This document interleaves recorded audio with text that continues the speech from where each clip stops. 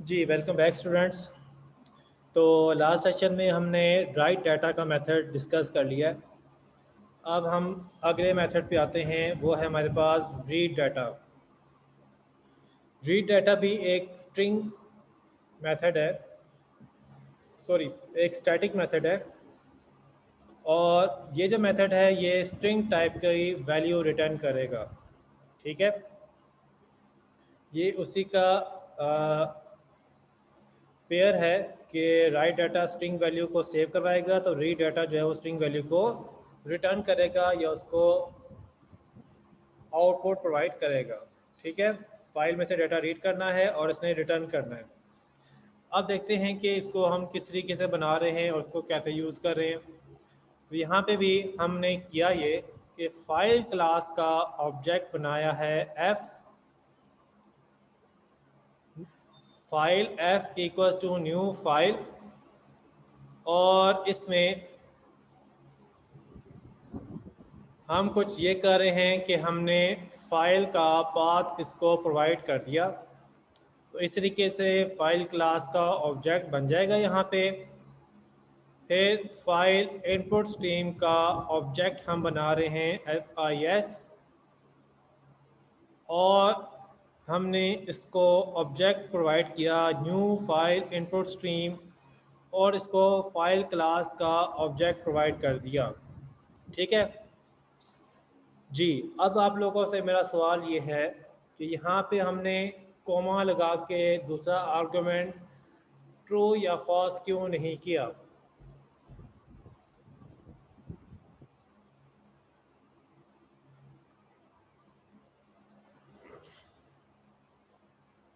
यहाँ पे हमने अपेंड के लिए ट्रू या फॉल्स क्यों नहीं किया।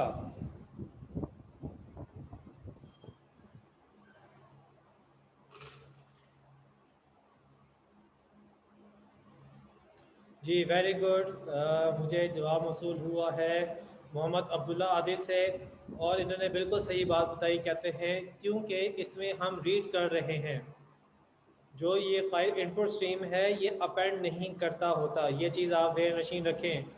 अपेंड उस जगह पे होता है जब डाटा राइट किया जाता है, रीड करते हुए अपेंड नहीं होता। ठीक है, तो इसलिए यहाँ पे अपेंड के लिए कोई ऑप्शन नहीं है, कोई ट्रू फॉल्स नहीं है। तो हमने फाइल इनपुट स्ट्रीम के सिर्फ दो ही कंस्ट्रक्टर देखे हैं, इसके अलावा और कंस्ट्रक्टर हमने नहीं देखे। गुड। अच्छा, अब इसके बाद आगे देखें तो यहाँ पे बाइट की एक एरे बन रही है ARR, और इसका हम साइज सेट करने लगे हैं कि इस बाइट एरे में कितना साइज होगा।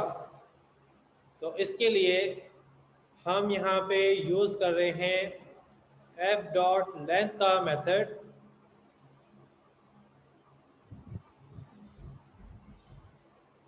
और f.length का जो मेथड है वो लॉन्ग टाइप की वैल्यू रिटर्न करता है, जबकि जो ये स्क्वायर ब्रैकेट्स है जिसमें हमने फाइल एरे का साइज बताना होता है उसको इंटीजर वैल्यू रिक्वायर्ड होती है। तो इस मकसद के लिए हम इस फाइल डॉट लेंथ के मेथड की जो आउटपुट बनेगी, रिटर्न वैल्यू जो बनेगी लॉन्ग में, उसको इंटीजर में कास्ट कर लेंगे। ये f क्या चीज़ है? ये फाइल क्लास का ऑब्जेक्ट है। इसमें एक मेथड है लेंथ का, जो कि फाइल की लेंथ बाइट काउंट बताती है कि टोटल कितने बाइट्स जो हैं फाइल में मौजूद हैं, और इसकी जो रिटर्न टाइप है वो लॉन्ग है। लॉन्ग इंटीजर की ही एक अपर वैल्यू, अपर लेवल की होती है, जो कि डिफरेंट लैंग्वेज में डिफरेंट साइज़ की होगी। गालबन जावा में ये 8 बाइट की होती है, मुझे कंफर्म नहीं है अभी, लेकिन जो ये साइज़ डिफ़ाइन करना है यहाँ पे वो वैल्यू इंटीजर में होनी चाहिए। इस मकसद के लिए हम इसकी जो रिटर्न वैल्यू है उसको कास्ट कर लेंगे। तो यहाँ पे हमने इसको कास्ट करके इंटीजर में कन्वर्ट कर दिया। कास्टिंग के मुतालिक लास्ट लेक्चर में मैंने डिस्कस किया था, लैब में मैंने इसको डिस्कस किया था आपके साथ। तो ये वही कास्टिंग है कि आपने जिस वैल्यू को किसी दूसरी टाइप में कन्वर्ट करना होता है और उसमें कास्टिंग जो है वो सपोर्टेड हो, तो उस सूरत में आप उस टाइप, उस वेरिएबल मेथड या उस वैल्यू, एक्चुअल में वैल्यू कंसर्न होती है, उस वैल्यू से पहले स्मॉल ब्रैकेट के बीच में आप टाइप बताते हैं, तो ये उसको कास्ट कर लेता है, कन्वर्ट कर लेता है। तो इस तरीके से हमने इसकी जो लेंथ है इसको इंटीजर में कास्ट करके प्रोवाइड कर दी, तो इस तरीके से बाइट की एरे को साइज मिल जाएगा। अब FIS फाइल इनपुट स्ट्रीम का ऑब्जेक्ट रेफरेंस है, जिसका मेथड हम कॉल कर रहे हैं रीड, और इसको पास कर रहे हैं ARR, that is byte array. तो यहाँ पे एरे पास हो रही है, जस्ट बाइट पास नहीं हो रही, बाइट की कंप्लीट एरे पास हो रही है। और उसकी पहचान ये है कि उसके साथ हमने कोई ब्रैकेट वगैरह लगा के इंडेक्स डिफाइन नहीं किए, बल्कि पूरी एरे ही हमने उसको पास कर दी। यहाँ पे जो ये एरे पास होगी, ये पास बाय रेफरेंस होगी। ये जो एरे यहाँ पे पास होगी, ये पास बाय रेफरेंस होगी। और पास बाय रेफरेंस में क्या होगा? पास बाय रेफरेंस में ये होगा कि आपकी एरे की कॉपी बन के एरे को पास नहीं होगी, बल्कि जो ओरिजिनल एरे है वो ही पास हो जाएगी। जब ओरिजिनल एरे ही उसको पास होगी, तो उस सूरत में ये जो रीड का मेथड है, इसके अंदर फाइल से डाटा रीड करके इनके इंडिसेस को फिल कर देगा। तो ओरिजिनल जो एरे है, जो कि ARR के नाम से एरे मौजूद है, इसकी वैल्यूज़ अपडेट हो जाएंगी, इसके इंडिसेस जो हैं वो फिल हो जाएंगे। तो ये रीड का मेथड इस पूरी एरे को फिल कर देगा।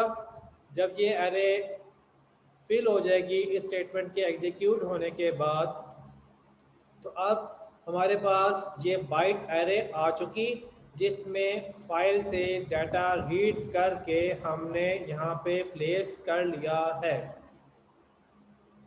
अब एरे में तो बाइट एरे में तो डाटा आ गया है, लेकिन हमारा जो ये मेथड है, इसने स्ट्रिंग टाइप की वैल्यू रिटर्न करनी है। तो ये देखें, ये स्ट्रिंग टाइप की वैल्यू जो है यहाँ पे रिटर्न होनी चाहिए। तो उसको अब हमें स्ट्रिंग टाइप में कन्वर्ट करना पड़ेगा, स्ट्रिंग टाइप में कन्वर्ट करना पड़ेगा। अब स्ट्रिंग टाइप में कन्वर्ट करने का तरीका देखें।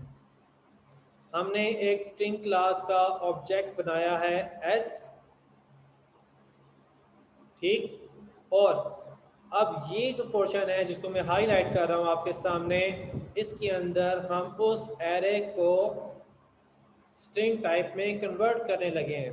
तो देखें, स्ट्रिंग टाइप का कंस्ट्रक्टर यूज हो रहा है और इसको हमने बाइट एरे पास की। अब यहाँ पे जो बाइट एरे पास होगी, वो इसको स्ट्रिंग में कन्वर्ट कर देगी। ये जो स्ट्रिंग का ये ओवरलोडेड कंस्ट्रक्टर है, पैरामीटराइज ओवरलोडेड कंस्ट्रक्टर है, इसके अंदर ये फंक्शनैलिटी अवेलेबल होगी जो कि बाइट एरे को स्ट्रिंग में कन्वर्ट कर सकती है, और उसके अगेंस्ट में ये एक स्ट्रिंग का ऑब्जेक्ट क्रिएट कर देगी, जिसमें वो बाइट का डाटा एक्चुअल स्ट्रिंग डाटा में कन्वर्ट हो जाएगा। अब आपके पास स्ट्रिंग का ऑब्जेक्ट बन गया है। अब इसके बाद हम यहाँ पे फाइल को क्लोज कर लेते हैं, और जो हमने स्ट्रिंग का ऑब्जेक्ट बना लिया है उसको हम यहाँ पे रिटर्न कर लेंगे। जी, तो ये था फाइल रीड डाटा का मेथड। जी, इस रीड डाटा के मेथड में अगर आपका कोई सवाल है तो आप पूछ सकते हैं। मैं आपके मैंने आपको जो है माइक अलाउ कर दिया है, आप अपना माइक ऑन ऑफ कर सकते हैं। अगर आपका कोई क्वेश्चन है तो आप माइक पे भी मुझसे कर सकते हैं। चैट भी इनेबल्ड है, चैट में भी आप अपना क्वेश्चन कर सकते हैं।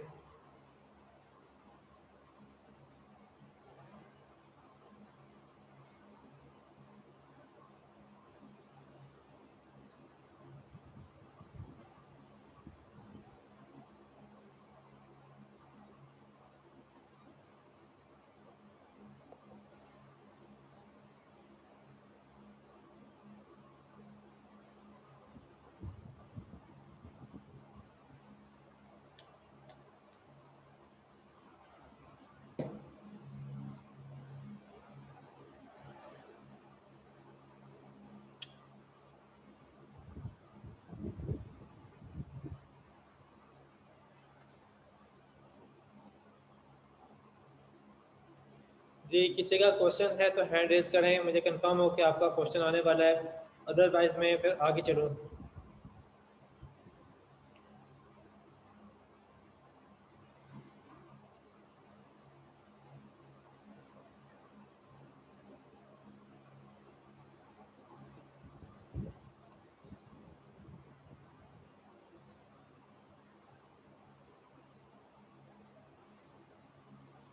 जी, मुझे दो क्वेश्चन मिले हैं, दोनों एक ही चीज़ से ताल्लुक़ रखते हैं। मोहम्मद अब्दुल्ला आदिल मुझसे पूछ रहे हैं कि FIS डॉट रीड का जो मेथड है इसको दोबारा समझा दें, और इनाम उल्लाह जो है वो कहते हैं कि बाइट एरे वाला समझा दें। ओके, ये चीज़ मैं दोबारा समझा देता हूँ। अच्छा, इस चीज़ को समझाने से पहले मुझे ज़रा ये कंफर्म कर दें आप लोग कि क्या आप लोगों ने पास बाय रेफरेंस और पास बाय वैल्यू के बारे में समझा हुआ है? ये पीएफ के अंदर ये टॉपिक होता है, pass by value, pass by reference. तो pass by value, pass by reference, क्या आपने पहले ये समझा हुआ है? क्योंकि अगर वो चीज़ नहीं क्लियर तो इसको आगे लेके चलना मुश्किल हो सकता है। तो यस और नो में मुझे बता दें। चले ठीक है, ओके, मैं आपको ये समझा देता हूँ। इसके लिए मैं आपके सामने जो है ज़रा वाइट स्क्रीन शो करता हूँ। जी, ये वाइट स्क्रीन है और इसमें मैं आपको ज़रा शो करता हूँ कि पास बाय रेफरेंस और पास बाय वैल्यू का क्या फ़र्क होता है। अच्छा, तो उसके लिए हम यहाँ पे एक ये बॉक्स बनाते हैं, यहाँ पे ये दूसरा बॉक्स बनाते हैं, और इसके बाद एक बॉक्स मैंने और बना लिया और दूसरा बॉक्स ये मैंने और बना लिया। अच्छा, अब यहाँ पे जो ये मैंने बॉक्सेस बनाए हैं, ये किस चीज़ को रिप्रेजेंट कर रहे हैं? ये इस चीज़ को रिप्रेजेंट कर रहे हैं कि ये आपके पास कोई वेरिएबल है और ये आपके पास कोई वेरिएबल है। ये जो ऊपर वाला रेक्टेंगल है, ये वाला, ठीक है, इसको मैं ज़रा थोड़ा सा बारीक कर लेता हूँ, और ये वाला जो है ये वाला वेरिएबल है। अच्छा, अब कुछ ऐसा होता है कि ये आपके पास जो ये वाली चीज़ है, ये वाला बॉक्स, ये भी एक मेथड है, और ये वाला जो बॉक्स है ये भी आपके पास क्या है, ये एक मेथड है। अब यहाँ पे आपको ये जो लेफ़्ट साइड पे जो आपका एग्जांपल है, इसके अंदर मैं आपको बताऊंगा पास बाय वैल्यू, और जो ये लेफ़्ट साइड वाला है इसके अंदर मैं आपको बताऊंगा पास बाय रेफरेंस। अब ये पास क्या लफ्ज़ है? ये पास का मतलब ये है कि जो हम आर्गूमेंट पास करते हैं, तो अब जब हम आर्गूमेंट पास कर रहे हैं, क्या वो हम वैल्यू के बेस पे पास कर रहे हैं या रेफरेंस के बेस पे पास कर रहे हैं? तो पहले ज़रा पास बाय वैल्यू को समझें, क्योंकि पास बाय वैल्यू अगर आपको समझ आ गया तो काफ़ी चीज़ें आपको यहाँ से हिट कर जाएंगे कि अच्छा हो रहा क्या है एक्चुअल में, क्या चीज़ हम क्या करने लगे हैं। ठीक है, तो अब देखिए ज़रा, अब हम यहाँ पे कहते हैं कि जी इसके अंदर ना कोई वैल्यू है, लेट्स से हम कहते हैं कि जी इसके अंदर वैल्यू है 10 और इस वेरिएबल का नाम है जी वार। अब स्टेटमेंट में कहीं पे आपके पास जो है ना जो मेथड का जो आर्गूमेंट है ना, उस आर्गूमेंट के अंदर आपके पास इसका जो नाम है वो है वी, जो मेथड होगा। ये लेट्स से ये मेथड है और इसके अंदर ये आर्गूमेंट पास कर रहे हैं, उस आर्गूमेंट के अंदर आपने पास किया वी, ये वेरिएबल के सिग्नेचर का नाम, ठीक है। तो अब यहाँ पे आके आप कहते हैं जी वी इक्वल्स 11, ये आपके मेथड के अंदर काम हो रहा है। ये सेम इसी तरीके से जो है ये इसके अंदर भी आपके पास होगा और इसके अंदर भी हम करेंगे v इक्वल्स 11, ठीक है, दोनों साइडों पे ये होगा। अब दोनों में फ़र्क क्या है कि आपने यहाँ पे ये वाला वेरिएबल पास किया वॉर, अब जब ये वेरिएबल आपने पास किया तो ये वाला वेरिएबल एज इट इज़ रहा है, ये अभी भी ये वेरिएबल मौजूद है, लेकिन जब आप ये पास करते हैं तो इसको पास करने के लिए जो जो आर्गूमेंट के अंदर ये वेरिएबल v है, इसके लिए अलहदा से एक मेमोरी बनती है, इसको कहते हैं पास बाय वैल्यू, कि आपकी सिर्फ वैल्यू जो है वो वेरिएबल को जाती है, पूरा का पूरा वेरिएबल नहीं जाता। तो तो यहाँ पे ये वेरिएबल बनेगा v और इसको वैल्यू मिलेगी यहाँ पे 10। फिर जब ये वाली स्टेटमेंट एग्जीक्यूट होगी, ये वाली, तो जब ये स्टेटमेंट एग्जीक्यूट होगी तो ये वाली अब जो है वो 10 से अब क्या हो जाएगी, ये हो जाएगी 11। तो अब देखें ये वाला वेरिएबल अलहदा है, ये वाला वेरिएबल अलहदा है, ये वो वेरिएबल है जो कि ओरिजिनल वेरिएबल है, ये वो वेरिएबल है जो कि आर्गूमेंट के लिए बना। तो इसमें जो वैल्यू पास हो रही है वो पास बाय वैल्यू हो रही है, और जो भी चेंजेस अगर आप जो है वो पासिंग वेरिएबल पे करेंगे तो वो एक्चुअल में क्या होगी, उस आर्गूमेंट वाले वेरिएबल पे चेंजेस होगी, ओरिजिनल के ऊपर उसका कोई फ़र्क नहीं पड़ेगा। तो ये होती है पास बाय वैल्यू। अगर आपको पास बाय वैल्यू की चीज़ समझ आ गई है तो काइंडली हैंड रेज करें। ओके ठीक है, अब हैंड डाउन कर लें, शुक्रिया।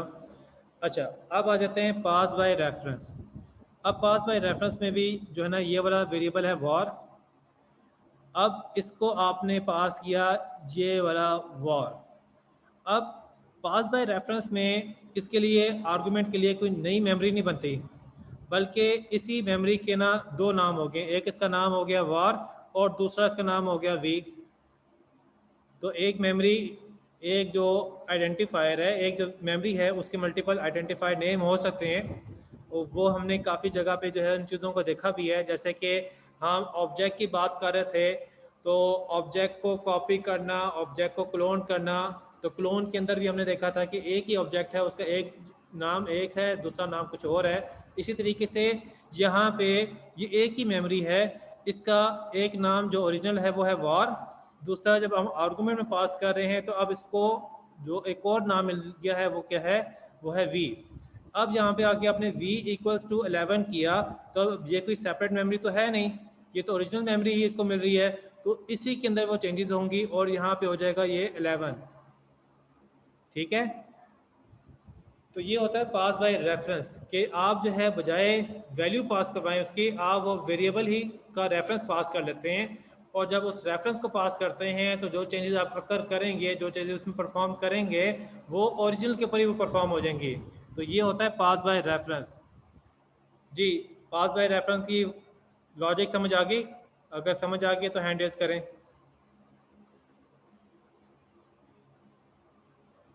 जी गुड, ठीक है, हैंड डाउन कर लें, बहुत शुक्रिया। अच्छा, अब आपके इंफॉर्मेशन के लिए ज़ुबैर आप भी हैंड डाउन कर लें।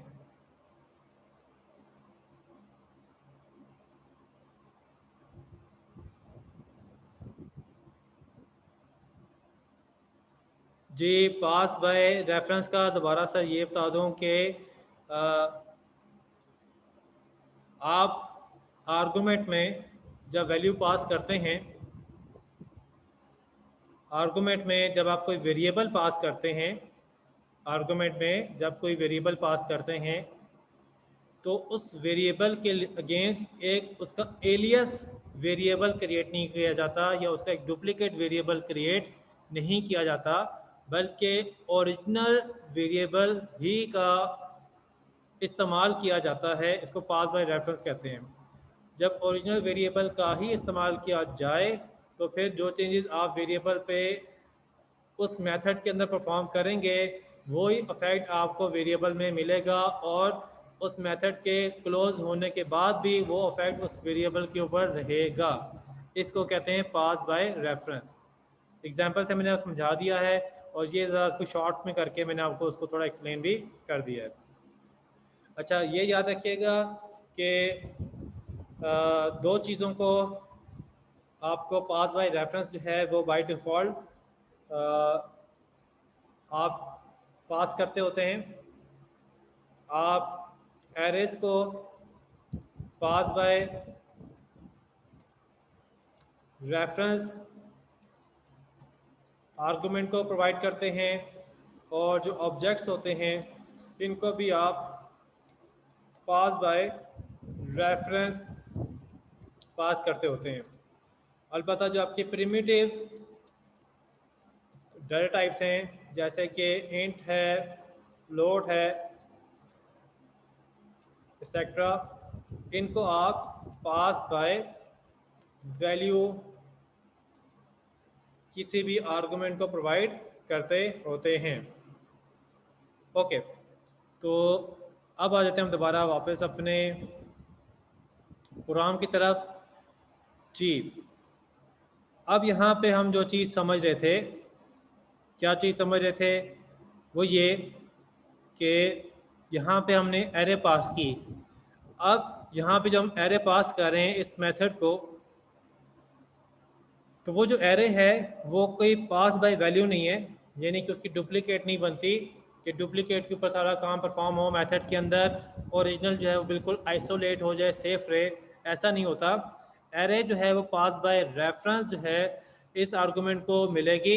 अब इसका रेफरेंस को मिल रहा होगा, तो अब ये मेथड जो भी चेंजेस करेगा, जो भी अपडेशन करेगा, जो भी काम करेगा, उसका अफेक्ट इस एरे को हो रहा होगा। अब यहाँ पे ये मेथड क्या कर रहा होगा, ये मेथड फाइल में से डेटा रीड करेगा, इस एरे के इंडेक्सेस के ऊपर, इंडिसेस के ऊपर वैल्यू प्लेस करेगा और ये एरे अपडेट हो जाएगी। अब जब ये एरे अपडेट हो गई, तो अब ये अपडेटेड जो एरे है इसको हम यूज़ कर सकते हैं स्ट्रिंग में कन्वर्ट करने के लिए। तो स्ट्रिंग में कन्वर्ट करने के लिए हमने स्ट्रिंग का कंस्ट्रक्टर को बाइट एरे पास की और इस कंस्ट्रक्टर ने एक स्ट्रिंग का ऑब्जेक्ट क्रिएट किया और वो हमारे पास स्ट्रिंग के फॉर्म में आ गया। तो ये था इसका जो क्वेश्चन था, उसका सलूशन या उसका आइडिया ये है। जी, जिन्होंने मुझसे क्वेश्चन पूछे थे उनको कंफर्म हो गया?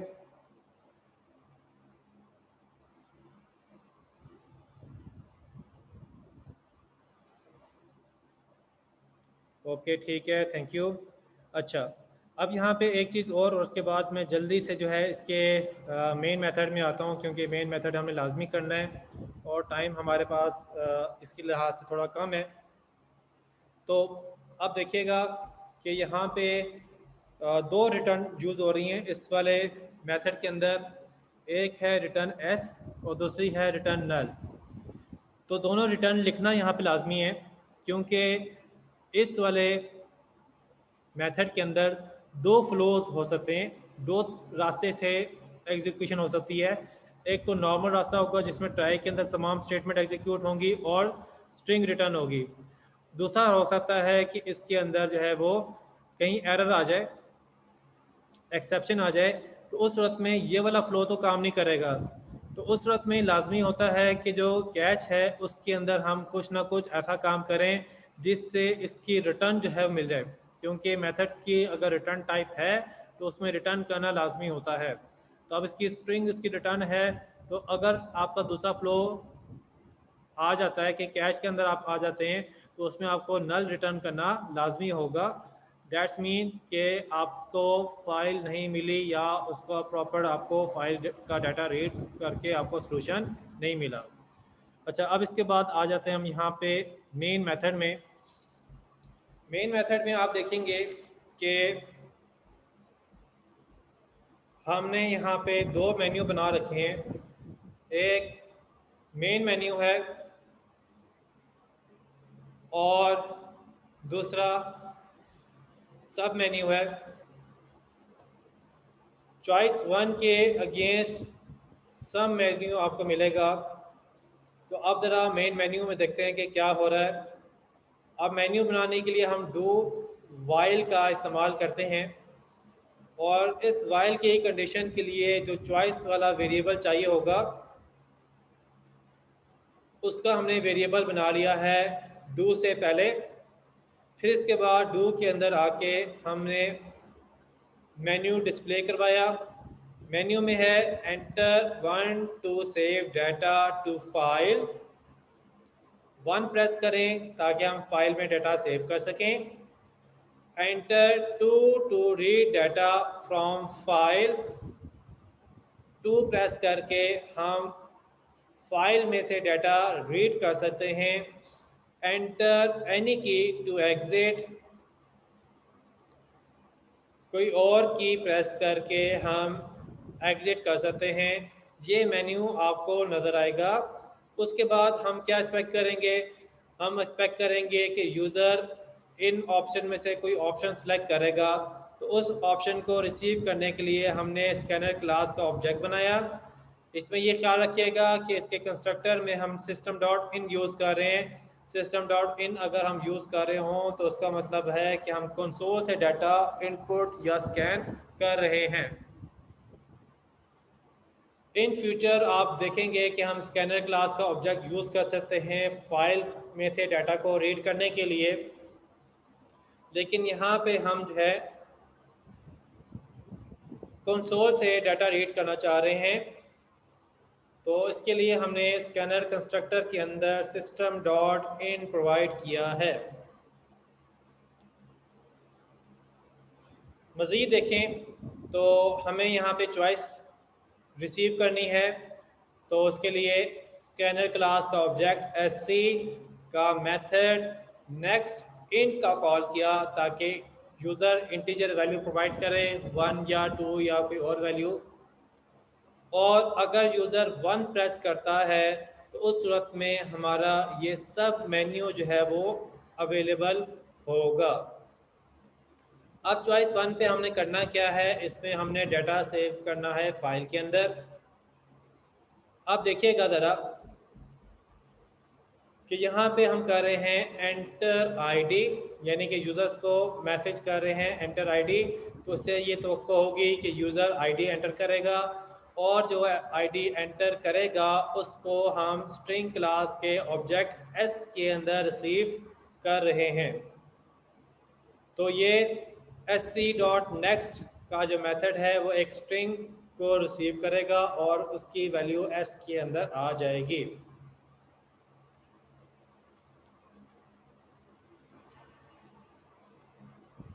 अब ये जो आपके पास स्ट्रिंग है s,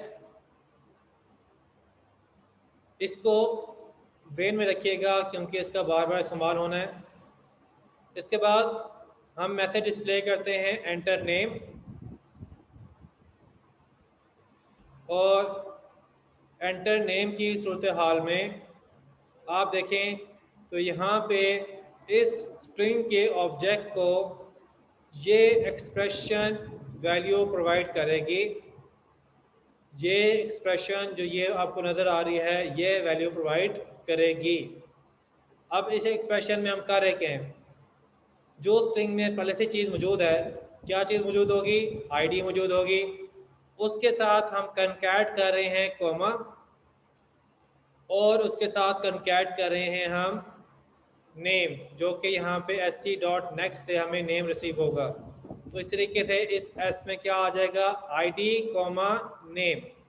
इसके बाद हम फिर डिस्प्ले करवाते हैं एंटर ct, और फिर देखें यही स्टेटमेंट आपके सामने रिपीट हो रही है। अब के बाद देखें तो s में क्या मौजूद है, id कोमा नेम, उसके साथ हमने कोमा को कनकैट कर दिया और फिर हमने ct को कनकैट कर दिया। तो अब आपके s के अंदर क्या आ गया, id comma name comma ct। इसके बाद हमने मैसेज डिस्प्ले किया एंटर डिसिप्लिन, और फिर देखें तो हम यहाँ पे वही स्टेटमेंट यूज़ कर रहे हैं। अब की बार क्या होगा, अभी एस में मौजूद है id comma name comma ct, अब उसके साथ कनकैट किया कोमा और फिर कनकैट किया डिसिप्लिन। तो अब यहाँ पे जो ये स्ट्रिंग बनी है इसमें क्या हो गया, id comma name comma ct comma discipline, तो ये आपकी स्ट्रिंग बन गई है। अब हमने यहाँ पे ये कॉल किया है राइट डाटा। ये राइट डाटा क्या चीज़ है,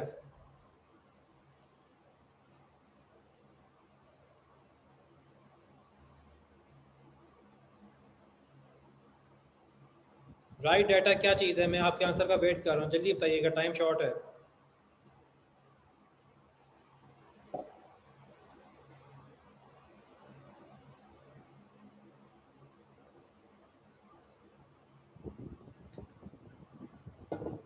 जी वेरी गुड, ये आपके पास स्टैटिक मेथड है जो कि हमने ऊपर बना रखा है। Very good Abdullah ji. अब ये जो आपके पास राइट डाटा का मेथड है, जी अदील शाहिद कहते हैं sir static method use to write data on output file. Very good Shahid, आपने अदील शाहिद आपने बिल्कुल सही बताया, वेरी गुड। जी एग्जैक्टली ऐसा ही है। अच्छा, अब ये राइट डाटा का जो मेथड है इसके आर्गूमेंट में हमने स्ट्रिंग प्रोवाइड की है। ये जस्ट स्ट्रिंग नहीं है बल्कि इस एस के साथ हमने कनकैट कर दिया है \n को, नेक्स्ट लाइन को। अब नेक्स्ट लाइन को कनकैट किया है, इसका क्या मकसद है?